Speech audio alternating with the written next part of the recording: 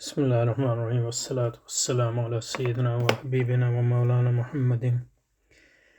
وآلہ وازواجہ وذریتہ اجمعین رب یسر ولا تعسر۔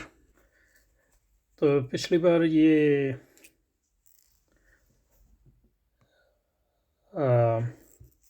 یہاں تک کر لیا تھا فلسفے کی تاریخی لحاظ سے تعریف،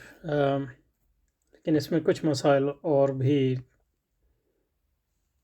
ابھی رہتے ہیں جس پر تھوڑی سی اور بات ہوگی، تو یہاں سے شروع کرتے ہیں۔ تو ہر قوم کا فلسفہ نتیجہ ہے اس کے اجتماعی ماحول کا۔ تو اس میں زیادہ بہتر چیز ہے کہ اس کے اجتماعی ماحول کے تناظر میں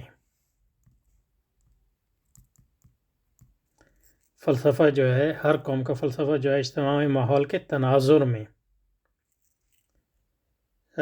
پروان چاہتا ہے، اور یہ کہنا صحیح نہیں ہے جس سے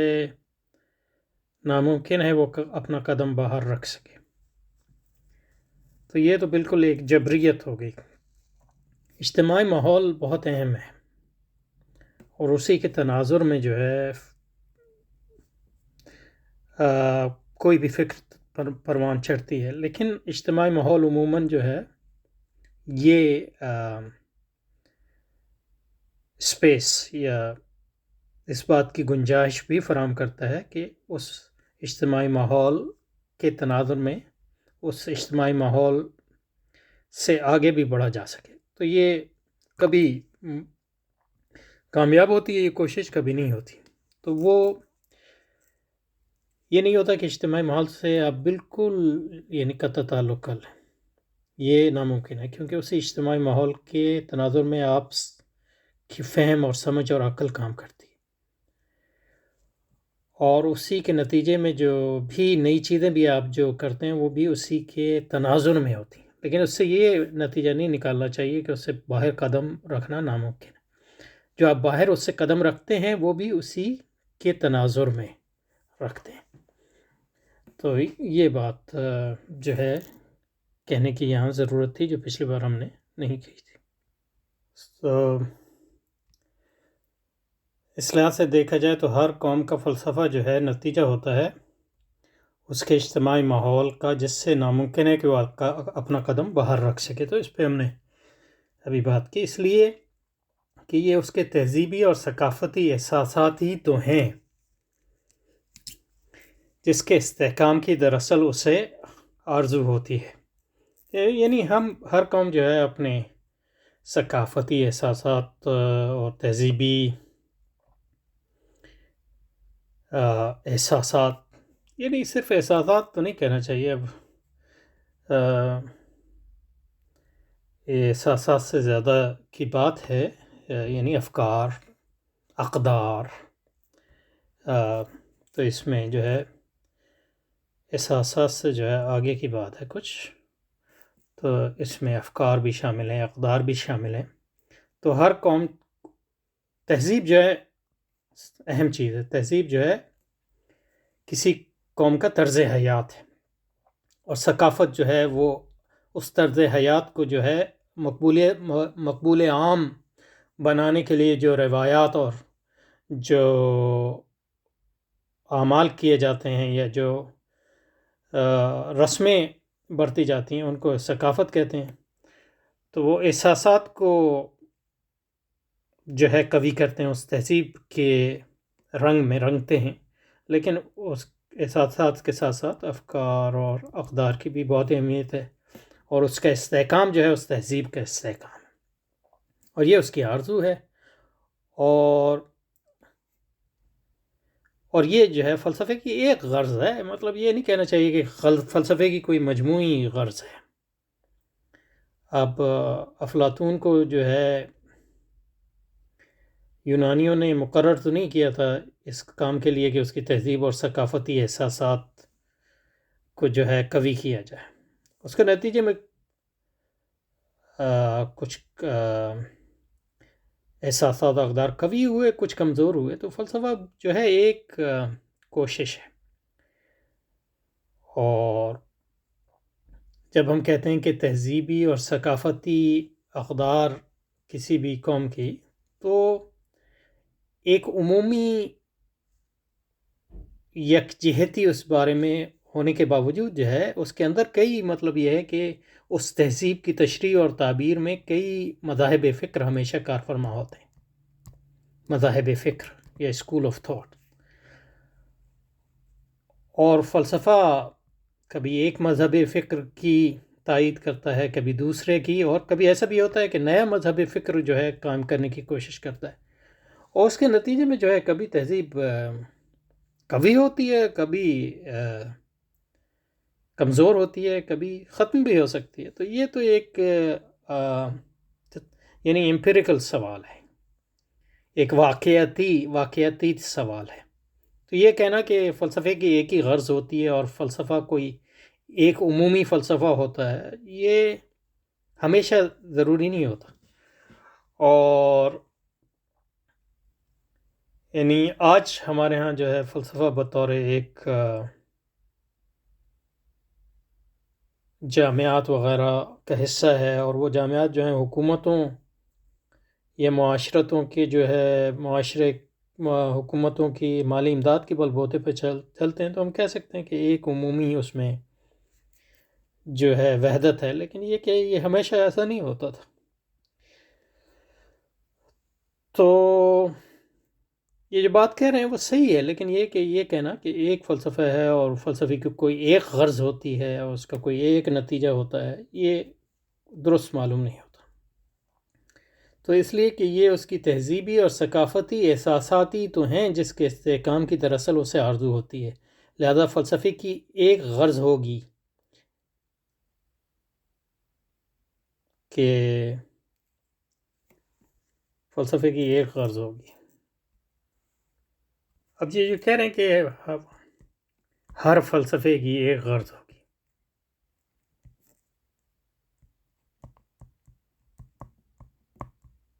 تو اس میں جو ہے یہ بات محل نظر ہے، کیونکہ بات عمومی وہ کہہ رہے ہیں کہ ایک قوم ہوتی ہے، اس کی تہذیب ہوتی ہے اور ثقافت ہوتی ہے، اور فلسفہ جو ہے اس تہذیب اور فلسفے کی غرض جو ہے تہذیب اور ثقافت کو مستحکم کرنا ہوتا ہے. تو ہم اس بات کا انکار نہیں کر رہے کہ ایسا بھی ہوتا ہے، لیکن اس دعوے کو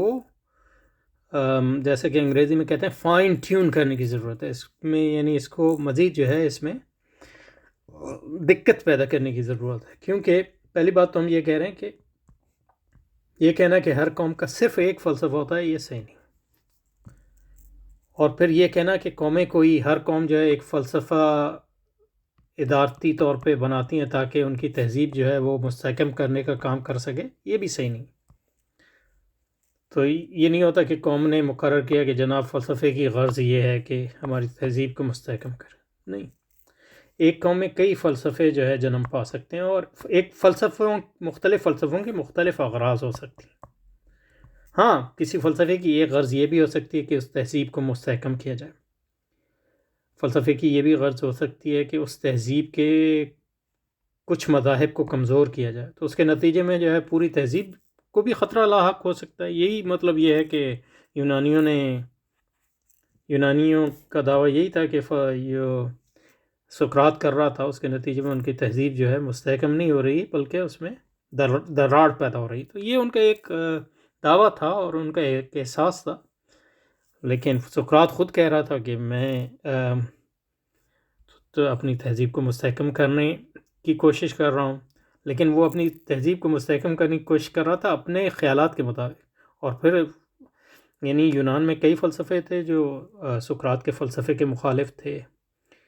چاہے وہ فلسفے کے نام پر ہوں یا فلسفے کے نام پر نہ ہوں. تو یہ کہنا کہ یونانیوں کا کوئی ایک فلسفہ تھا، یہ ایک غلط بات ہے. ایک عمومی فلسفہ، اور یہ جو وحدت اور یہ جو ترکیز ہے یہ بالکل ایک نئی چیز ہے. پرانی دنیا میں جو ہے اتنی ترکیز نہ قوت کی تھی، نہ علم کی تھی، نہ تہذیبوں کی تھی. یعنی ایک عمومی کہہ سکتے ہیں کہ ایک یونانی تہذیب تھی، عمومی طور پہ کہہ سکتے ہیں کہ یونانی فلسفہ تھے جس کے کئی رنگ تھے، اور کئی اغراض تھے، اور وہ اغراض جو ہیں کنٹینجنٹ، یعنی لوگ وہ یہ اس کے بارے میں یہ نہیں کہہ سکتے کہ مطلب یہ کہ کوئی کسی نے جو ہے وہ غرض جو ہے مقرر کی تھی اور اس غرض کے مطابق جو ہے فلسفہ کام کرتا تھا. تو یہ اہم بات ہے اس سلسلے میں. تو اب یہ کہہ رہے ہیں کہ یہ غرض یعنی تہذیب اور ثقافت کو استحکام کرنے کی یہ فلسفہ یونان نے بھی پوری کی، ہندو فلسفے نے بھی پوری کی، اور دور حاضر کے مغربی فلسفے نے بھی پوری کی. تو اس میں بھی جیسے کہ پہلے عرض کیا،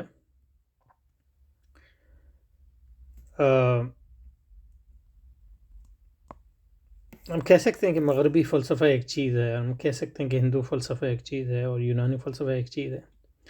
لیکن زیادہ بہتر طریقہ یہ ہے کہ کہیں کہ یونان کے میں کئی فلسفے تھے اور ہندوؤں کے ہاں بھی کئی فلسفے تھے، اور مغربی فلسفے میں زیادہ ترکیز ہے کیونکہ موجودہ تہذیب جو ہے اس میں یک جہتی اور ترکیز جو ہے ایک اہم چیز ہے، لیکن اس کے اندر بھی یہ نہیں مطلب یہ ہے کہ اس وحدت میں بھی کئی کثرت ہیں، لیکن جو مغربی فلسفے میں وحدت ہے وہ ہمیں یونانیوں کے ہاں نہیں ملے گی، نہ ہندوؤں کے ہاں ملے گی. اور پھر یہ کہنا کہ فلسفہ یونان کا یہ کوئی فنکشن تھا یا غرض تھی یا وہ یہ غرض پوری بھی کر رہا تھا، یہ بھی ایک مطلب دعویٰ ہی ہے. یہ ہو سکتا ہے کہ اس کی یونان میں جو فلسفے تھے ان میں کچھ کی یہ غرض ہو، اور ہندوؤں کے ہاں جو فلسفے تھے ان میں کچھ کی غرض ہو، اور مغرب میں جو فلسفے ہیں ان میں یعنی تہذیب و تمدن کے استحکام جو ہے ایک اغراض میں سے ایک غرض ہے، لیکن اور علوم میں بھی ہیں، جیسے مطلب یہ کہ سوسیولوجی ہے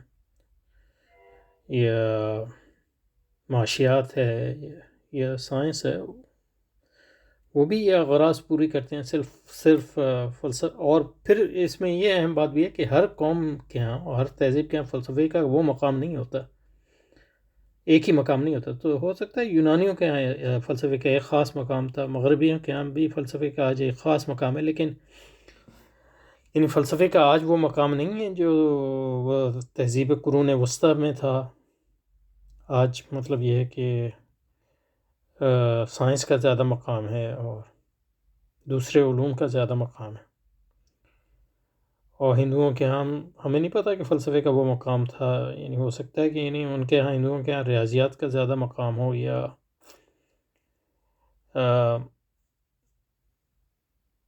اور دوسری جو علوم تھے ان کا مقام ہو. تو یہ دیکھنے کی چیز ہے. تو عمومی یہ نہیں کہہ سکتے بات جو یہ یہاں کہہ رہے ہیں، اور کہیں بھی تو اس کے لیے مطلب یہ ہے کہ اس میں کئی استثناء جو ہیں ہمیں جو ذکر کیے وہ تسلیم کرنے پڑیں. اچھا جی، اب جو ہے پھر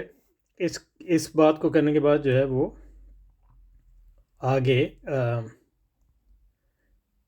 یہ کہہ رہے ہیں پھر اگرچہ اس صورت میں بھی فلسفے کا مقصود حقیقی ایک طرح سے پورا ہوتا رہے گا، یعنی یہ کہ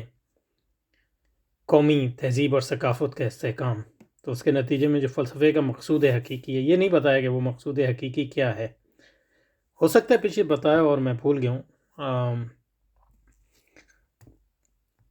میرا خیال ہے بتایا انہوں نے، وہ تھا کہ فکر کا ارتقاء وغیرہ، لیکن پھر آئے گا دوبارہ. تو پھر اگرچہ صورت میں بھی فلسفے کا مقصود حقیقی ایک حد تک پورا ہوتا رہے گا، اس لیے کہ یہ محسوس و حقائق و واقعات اور حوادثی کی دنیا جس سے میں اس کا آغاز ہوتا ہے یعنی فلسفے کا، لیکن تمام و کمال اور جیسا کہ چاہیے تھا ویسا نہیں. یعنی ان کے ہاں جو ہے فلسفے کا ایک معروضی یعنی آبجیکٹیو مقصد ہے جس کو سمجھا جا سکتا ہے، اور دوسری قوموں کے جو فلسفے تھے وہ کسی حد تک تو اس معروضی مقصود حقیقی کو مارز عمل میں لا سکے، لیکن ویسا نہیں جیسا کہ ہونا چاہیے تھا. تو فلسفے کو ان کے یہاں ہوئے لیکن ایسا نہیں جیسے فلسفے کو ہونا چاہیے تھا. اس کی وجہ یہ ہے کہ ان میں جو شرائط تھیں وہ پیدا نہیں ہوئی، اور وہ شرط اول یہ ہے، یہ کہہ رہے ہیں کہ شعور انسانی کی کامل پیداواری. میرا خیال ہے پیداواری سے ان کی مراد ہے پروڈکٹیویٹی، یعنی شعور انسانی کی خلاقیت. تو یہ جو ہے ایک انسان پرستی کی جو علامہ اقبال کے ہاں بھی ہے اور ان کے ہاں بھی ہے. یعنی کہہ رہے ہیں کہ فلسفے کا مقصد شعور انسانی کو خلاق بنانا، یعنی اس کو شعور انسانی کو اس طرح جو ہے ڈیولپ کرنا کہ وہ نئی نئی چیزیں جو ہے ایجاد کر سکے، نئے نئے افکار، نئے نئے جو ہے منصوبے بنا سکے. اور دوسری شرط یہ ہے کہ ان موانع کا استدباب ہو جو اس کے راستے میں حائل ہیں، یعنی خلاقیت کے راستے میں. یہ تو لگ رہا ہے بالکل، یعنی مطلب یہ ہے کہ مغربی تہذیب جو چاہتی ہے اس کو اسلام کے مقاصد اور فلسفے کے مقاصد کے طور پہ یہاں بیان کر رہے ہیں. لیکن ہو سکتا ہے مطلب میرا جو ہے بزنی جو ہے وہ دوبارہ جو ہے غلط ثابت ہو انشاءاللہ. تو شعور انسانی کی کامل پیداواری اور ان موانع کا استدباب، کیونکہ مطلب یہ ہے کہ اگر آپ دیکھیں تو مغربی تہذیب کی بنیاد بھی یہی ہے، یعنی موجودہ مغربی تہذیب کو جس کو انسان پرستی کہتے ہیں،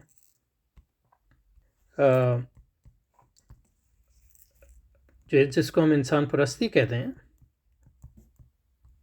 چاہے وہ مذہبی شکل میں ہو یا غیر مذہبی شکل میں ہو، جو موجودہ مغربی تہذیب کی بنیاد ہے وہ یہ ہے کہ شعور انسانی کی خلاقیت کو تسلیم کرنا اور اس کو پھر ڈیولپ بھی کرنا، یعنی اس کو پروان چڑھانا، ایسا معاشرہ بنانا جس میں شعور انسان جو ہے اپنی مکمل امکانات کو پروان بھی چڑھا سکے اور پھر ان کو عملی جامہ بھی پہنا سکے. یہ پہلا. اور دوسرا یہ کہ ان عملی جامہ پہنانے کے لیے جو موانع ہیں ان کا سدباب ہو. اور مغربی تہذیب کے ہاں جو موانع ہیں وہ یعنی یہ کہ موانع جو ہے یعنی جس کو وہ کہتے ہیں ایسے افکار جو انسان کی غلامی اور اس کی عبدیت پر زور دیتے ہیں، اس کی خلاقیت پر زور نہیں دیتے، وہ سب موانع. اور مادی موانع کہ مطلب یہ کہ انسان کے شعور جو ہے ایک وجہ اس کی خلاقیت کے پروان نہ چڑھنے اور اس کو عملی جامہ نہ پہنانے کی ایک وجہ یہ ہے، جیسا کہ فیورباخ اور دوسرے لوگوں نے کہا، اور مارکس نے بھی کہا، اور لبرلز بھی یہی کہتے ہیں کہ وہ ہے جس کو وہ کہتے ہیں، اللہ بھلا کرے آپ کا، اسکیرسٹی، یعنی وسائل کی تحدید. تو دو چیزیں ہیں، مطلب انسان کی خلاقیت، اس کے شعور کے محال جو ہے روحانی اور مادی موانع کو ہٹایا جائے اور انسانی شعور کو پروان چڑھانے کے لیے ایسا ماحول پیدا کیا جائے جس میں انسانی خلاقیت جو ہے صحیح طور پہ نشو نما سکے. تو یہ انسان پرستی یا ہیومنزم کا بنیادی مقصد ہے. اور یہاں لگ یہ رہا ہے کہ حضرت نیازی صاحب جو ہے اس کو فلسفے کا مقصد بھی بتا رہے ہیں، حقیقی فلسفے کا، اور اس کو اسلام کا بھی مقصد بتا رہے ہیں. تو اور اس کی بنیاد پہ یہ کہہ رہے ہیں کہ یونانیوں اور مغربی تہذیب اور ہندو تہذیب نے اپنی تہذیبی احساسات کو جو ہے پروان چڑھانے کے لیے فلسفے کو استعمال کیا، لیکن اصل جو ہے اس کو استعمال کرنا چاہیے انسان کی خلاقیت کے فروغ کے لیے. اور یہ صرف اسلام میں ہی ہو سکتا ہے کیونکہ اسلام ایک آفاقی فکر ہے. اور ظاہر ہے یہ مطلب بالکل ایک غلط تصور ہے اسلام کے بارے میں، اور یہ غلط تصور ہے یونانیوں اور مغربی تہذیب کے بارے میں، کیونکہ مغربی تہذیب تو انسان پرستی کی سب سے اونچی شکل ہے.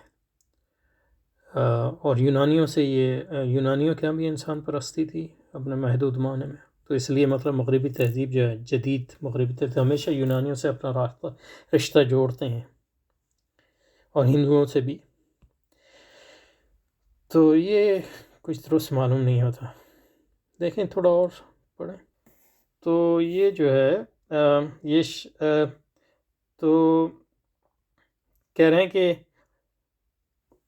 ہندوؤں کے کسی دوسرے فلسفے میں جیسے دورازے کے مغربی فلسفے مغربی تہذیب پھر اگرچہ اس صورت میں فلسفے کا مقصود ہے کہ ایک حد تک تو پورا ہوتا رہے گا، اس لیے کہ یہ محسوس حقائق، واقعات اور حوادث ہی کی دنیا جس میں اس کا آغاز ہوتا ہے، لیکن تمام و کمال اور جیسا کہ ہونا چاہیے ویسا نہیں ہوگا، اور اس کے ہونے کے لیے شرط اول یہ ہے کہ شعور انسانی کی کامل پیداواری، اس کی پروڈکٹیوٹی کو کمال تک پہنچاتے ہیں. شرط ثانی یہ ہے کہ ان موانع کا سدباب ہو جو اس کے راستے میں حائل ہیں، یعنی اس پروڈکٹیوٹی اور اس خلاق. اب اصولاً اسلام ہی وہ نقطہ رسی دیکھیے اسلام کو کہہ رہے ہیں، مطلب یہ دونوں اسلام کا مقصد یہی ہے، دو مقاصد جس کے دونوں شرائط برترجہ اتم پوری ہوتی ہیں، خواہ مسلمانوں کی اپنی غلطیاں اس میں سلسلے میں کچھ بھی ہوں. یعنی مسلمانوں نے جو ہے اس چیز کو نہیں سمجھا، یعنی فقہا نے اور محدثین نے. اب جو ہے مطلب یہ نئے مفکرین جو ہیں، نیازی صاحب اور علامہ اقبال نے یہ سمجھ لیا ہے. تو اس لیے وہ کہتے ہیں کہ مغربی تہذیب جو ہے، خطبات میں علامہ فرمائیں گے کہ مغربی تہذیب جو ہے اسلام ہی کے افکار کی کچھ پہلوؤں کی جو ہے ترقی یافتہ شکل ہے. صرف یہ ہے کہ مغربی تہذیب کی خرابی یہ ہے کہ اس میں اخلاقی برائیاں گھس آئیں اور مادیت گھس، اور اگر مادیت کو نکال دیں اور اخلاقی برائیوں کو نکال دیں اس میں سے، تو وہ پھر اسلام ہی ہے. یہ کہتے ہیں اس خطبات سے. اور نیازی بھی یہاں کہنے چنانچہ یہی ہے جس کی تشکیل نو کا فریضہ خطبات میں نہایت خوبی سے سر انجام دیا گیا. تو اس کا مطلب ہے کہ اگر یہ خطبات کا مقصد ہے تو یہ تو بالکل ایک، یعنی مطلب یہ ہے کہ مغربی تہذیب میں اسلام کو ضم کرنے کا مقصد ہے. اور یہ یعنی اگر یہ خطبات کا پورا مقصد نہ بھی ہو تو بنیادی، یعنی اس میں کسی نہ کسی حد تک یہ بات صحیح ہے. اور اس لحاظ سے مطلب خطبات کا جو ہے تزکیہ اور تحفہ کرنے جو ہم کر رہے ہیں اسی لیے ضروری ہے. اور دیکھیں کہ علامہ اقبال جیسا پکا مسلمان اور محب رسول اس چکر میں کیسے پھنس گیا، اور نیازی صاحب جیسے لوگ کیسے اس چکر میں پھنس گئے کہ اسلامی فکر کو، مغربی فکر کو انہوں نے اسلامی فکر سمجھا اور انسان پرستی کو اسلام سمجھا. یہ کیسے ہوا؟ اور یہ شاعری میں بھی ہے، مطلب انسان کی عظمت. اور یہ اور تو اس یہاں رکتے ہیں، پھر انشاءاللہ اس کو جاری رکھیں گے.